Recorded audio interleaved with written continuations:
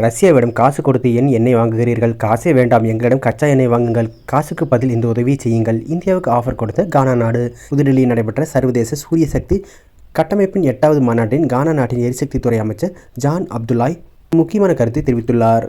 இந்த கருத்து உலக நாடுகள் மத்தியில் பரபரப்பை ஏற்படுத்தியுள்ளது. அவரது கூற்றின்படி இந்தியாவிற்கு அதிக அளவில் கச்சா எண்ணெய் மற்றும் பெட்ரோலிய பொருட்கள் ஏற்றுமதி செய்ய தனது கானா நாடு விரும்புவதாக அவர் சுட்டிக்காட்டினார். அதற்கு பதிலாக இந்தியாவிலிருந்து புதுப்பிக்கத்தக்க எரிசக்தி துறையில் ஒத்துழைப்பு பெற்று கொள்வதாகவும் அவர் கூறியுள்ளார். ஆப்பிரிக்காவின் முக்கிய எண்ணெய் உற்பத்தி நாடுகளில் கானாவும் ஒன்றாகும். அந்நாடு கணிசமான எரிசக்தி வளங்களை கொண்டுள்ளது. கானாவில் சுமார் 1.1 பில்லியன் பேரல்கள் எண்ணெய் கையிருப்பு உள்ளது. மேலும் சுமார் 2.1 டிரில்லியன் கன அடி எரிவாயு கையிருப்பும் அந்நாட்டில் உள்ளது. இந்த வளமான அடித்தளத்துடன் கானா தனது துல்லியமான எரிசக்தி இலக்குகள் அடைவதில் தீவிரமாக உள்ளது. கானா 2030ஆம் ஆண்டிற்குள் தனது மொத்த எரிசக்தி தேவைகளில் 10% புதுப்பிக்கத்தக்க ஆற்றலை அடைய இலக்கு நிர்ணயித்துள்ளது. இருதரப்பு பண்டக மாற்ற பரிமாற்ற ஒப்பந்தங்கள் மூலம் இந்தியாவை போன்ற நாடுகளுடன் ஆதரவு இந்த இலக்குகளால் எங்களால் அடைய முடியும் என கானா எரிசக்தித்துறை அமைச்சர் ஜான் அப்துல்லாய் ஜினாஃபூர் தெரிவித்துள்ளார்.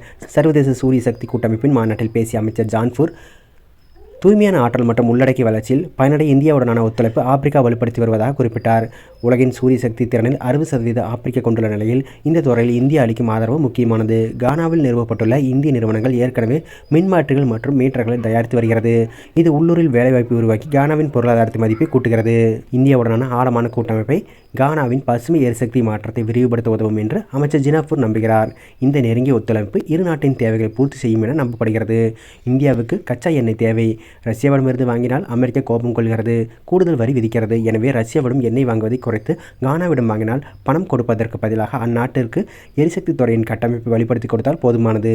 எரிசக்தி பாதுகாப்பு மற்றும் பருவநிலை மாற்றத்தை கையாளும் இந்த சூழல் இந்தியா மற்றும் கானா இடையான இந்த பரிமாற்ற அணுகுமுறை இரு நாடுகளின் ஒத்துழைப்பிற்கு ஒரு முக்கியமான மாதிரியாக அமையும் என்று எதிர்பார்க்கப்படுகிறது.